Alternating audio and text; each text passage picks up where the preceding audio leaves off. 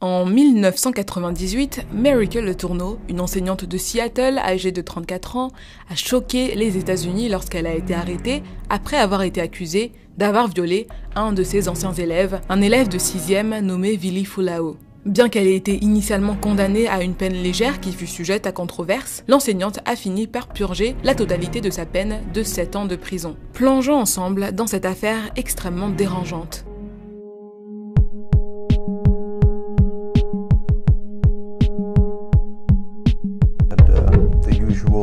Dissection of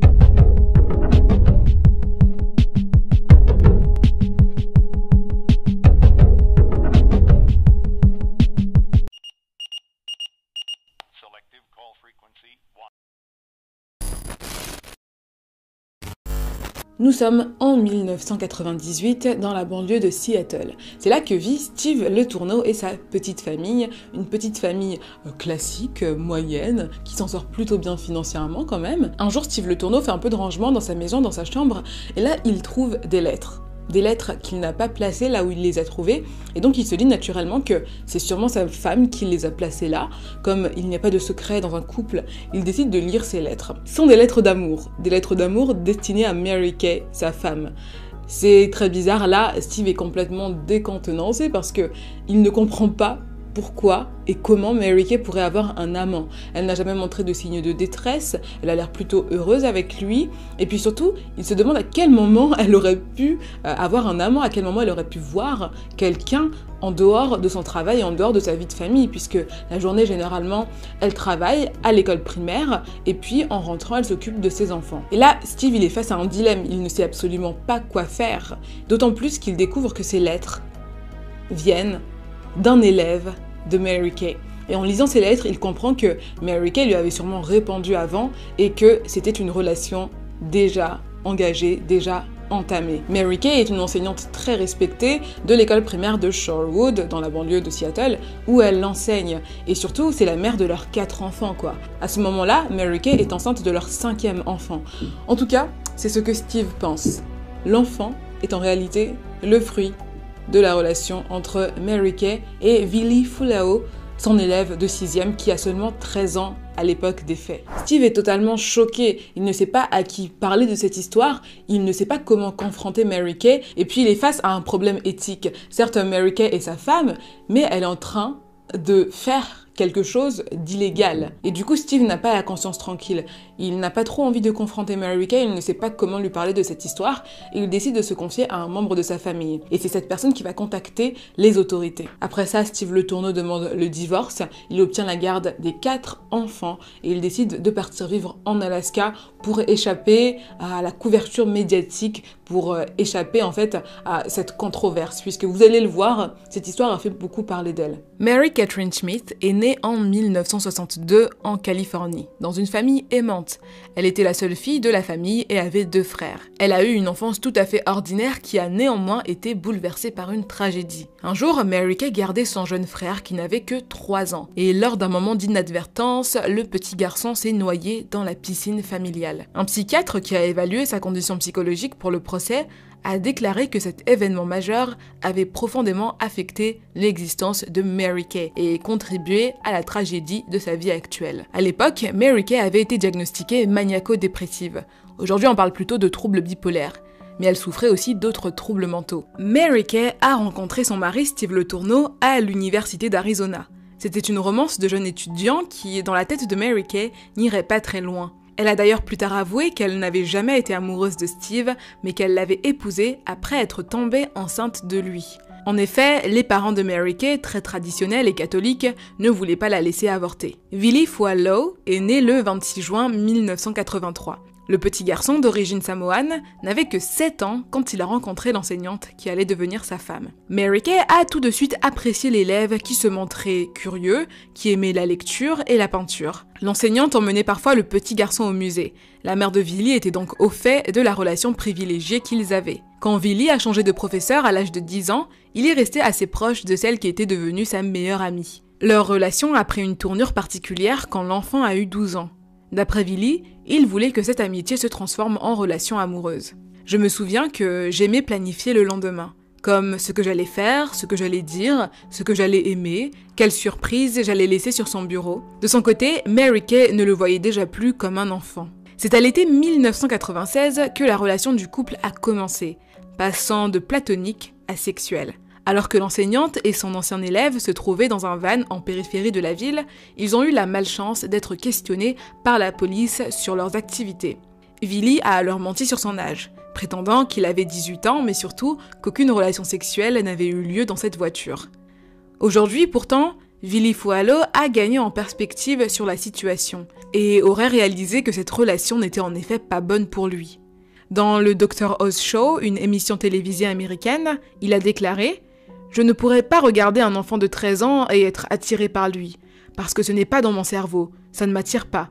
Je veux dire, nous avons tous nos préférences, et ce n'est tout simplement pas quelque chose vers quoi je me dirigerais. » On définit la pédophilie par une attirance sexuelle d'adultes pour des enfants prépubères. Le délit pénal de détournement de mineurs est commis lorsqu'un adulte a des rapports sexuels avec une personne qui, selon la loi, est incapable de consentir à des rapports sexuels. L'affaire a fait l'objet d'une couverture nationale, c'est-à-dire que c'était un véritable feuilleton, tout le monde en parlait, personne ne comprenait comment cette femme de 34 ans, qui était bien dans son couple, qui avait 4 enfants, avait pu tomber sous le charme d'un enfant de 13 ans. En plus, elle avait accouché de leur bébé alors que l'affaire était en cours de jugement. Les gens étaient à la fois choqués et fascinés par cette affaire, d'autant plus que Mary Kay était totalement contradictoire dans tout ce qu'elle disait. Elle disait, ben oui, notre histoire d'amour est vraie, on s'aime, voilà, on mérite de vivre notre amour. Et d'un autre côté, elle disait que c'était Willie, son élève, qui était l'agresseur sexuel dans l'affaire. Et toutes ces personnes-là, ces médias et même les Américains qui étaient avides de scandale, étaient totalement scotchés à l'affaire. Mary Kay a écopé d'une peine de 6 mois de prison. Et là, vous avez bien entendu, 6 mois de prison. Et ça a provoqué la colère de tous les Américains, mais aussi de tous les défenseurs d'enfants qui se disaient que si un homme avait été pris pour le même crime, il aurait sûrement écopé d'une peine beaucoup plus lourde. Mary Kay a plaidé coupable pour 2 chefs d'accusation de viol au second degré après avoir reconnu avoir eu des relations sexuelles avec Willie, surtout après avoir donné naissance à leur enfant, quoi. Et puis surtout, elle avait l'obligation de se faire enregistrer en tant que délinquante sexuelle et de suivre un programme de traitement mental, donc pour délinquants sexuels.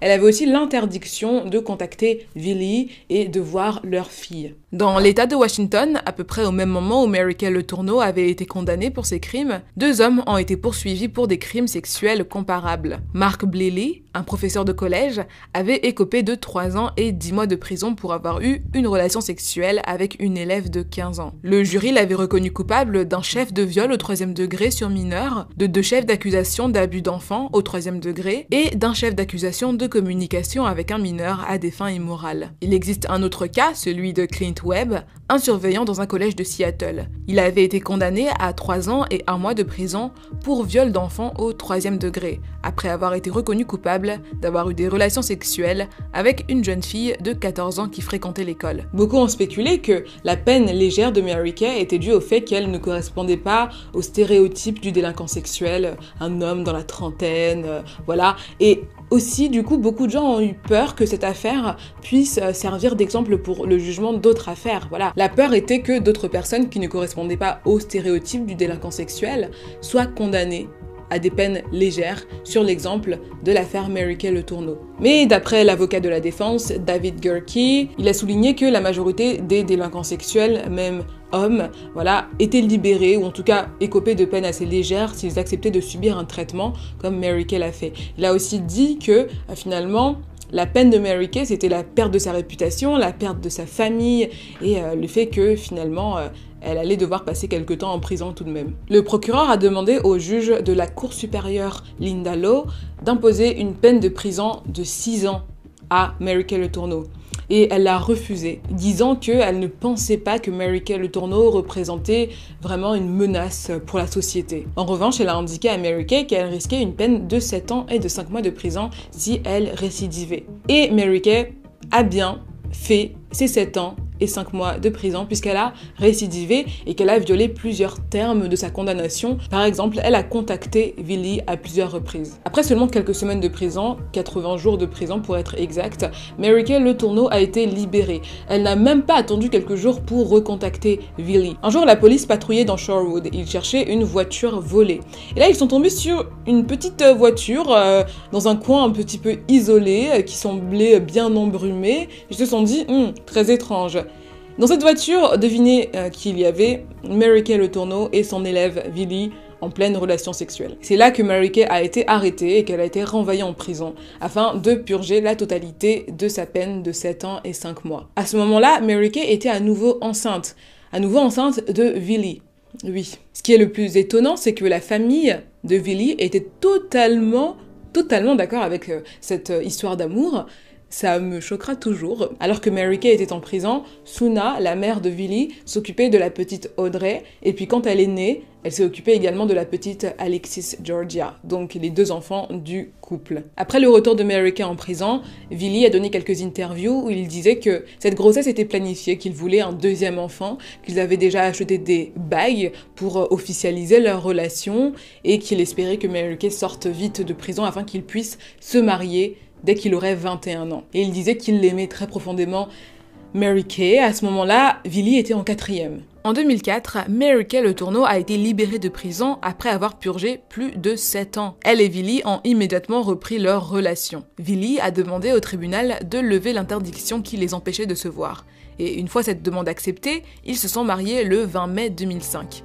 Willie avait 21 ans et Mary Kay 42 ans. Le couple n'a jamais caché son amour ou ses choix au public et a continué à accorder des interviews aux médias et à quiconque le leur demandait. Mary Kay disait qu'elle acceptait la responsabilité de ses actes et qu'elle savait qu'il était mal d'entamer une relation avec Willie, étant donné son jeune âge. Je rappelle qu'il avait 12 ans au début de leur relation. Alors que Mary Kay purgeait sa peine en prison, Willie a écrit un livre, Un seul crime, l'amour. Et là, il a fait une tournée internationale, il est notamment venu en Europe pour faire la promotion de son livre. Et là, il a été assez surpris du fait que les Européens étaient beaucoup plus compatissants envers lui, qu'ils comprenaient un peu plus son histoire, qu'ils étaient beaucoup moins dans le jugement, d'après lui en tout cas. Le couple est resté ensemble jusqu'en 2017.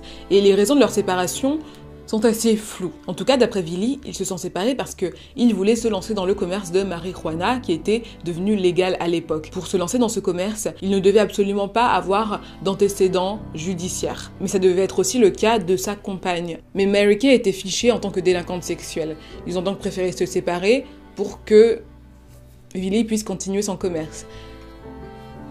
C'est bizarre. D'après Willie, c'était vraiment la seule raison de sa séparation, il aimait toujours sa femme, ils ont continué à vivre ensemble d'ailleurs pendant plusieurs années, avant de vraiment faire maison à part. En 2018, Mary Kay et Willie ont fait l'objet d'un documentaire de la chaîne A&E Biography, intitulé Mary Kay Letourneau, Autobiography. Dans ce documentaire, l'ancienne enseignante raconte son passé tumultueux.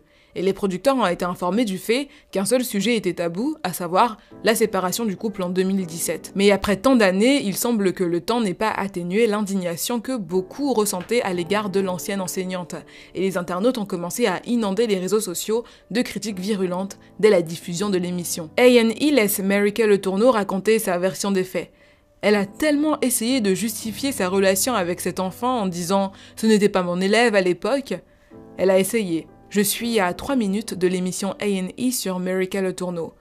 Je ne suis pas sûre qu'elle soit assez stable mentalement pour passer à la télévision. C'était un élève de 6e. Qu'il ait été votre élève de 6e n'a pas d'importance. Vous étiez l'adulte. Mary Kay et Willie sont restés très proches. Ils ont eu un petit enfant ensemble. Une de leurs filles a eu un enfant. Voilà, il n'y avait pas de problème majeur entre eux apparemment. Peu après leur séparation, Mary Kay a été diagnostiquée d'un cancer du côlon. Ça a été un grand désastre pour toute la famille. Tout le monde a été totalement dévasté de cette nouvelle, notamment Willie, qui malgré leur séparation a continué à être présent pour elle, à l'accompagner au rendez-vous. La maladie s'est répandue dans le corps de Mary Kay extrêmement rapidement et elle est décédée très rapidement également en juillet 2020. Et d'après Willie, ça a été la plus grande perte de toute sa vie, la perte de son seul et vrai amour. Voilà les gars, que pensez-vous de cette histoire? Je ne peux m'empêcher de penser que cette histoire est extrêmement malsaine. J'ai vu un documentaire de 60 Minutes Australia qui parlait de cette affaire et c'est pour ça que j'ai voulu en parler sur ma chaîne.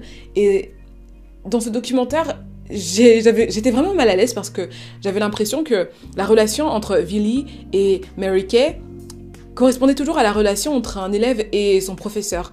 Quand il parlait, elle l'interrompait, elle lui parlait comme à un enfant, et j'ai l'impression que pendant toute leur relation, pendant toute la durée de leur relation, Villy était un petit peu sous emprise. Il avait l'impression d'aimer Mary Kay depuis le début, mais il avait toujours été sous emprise.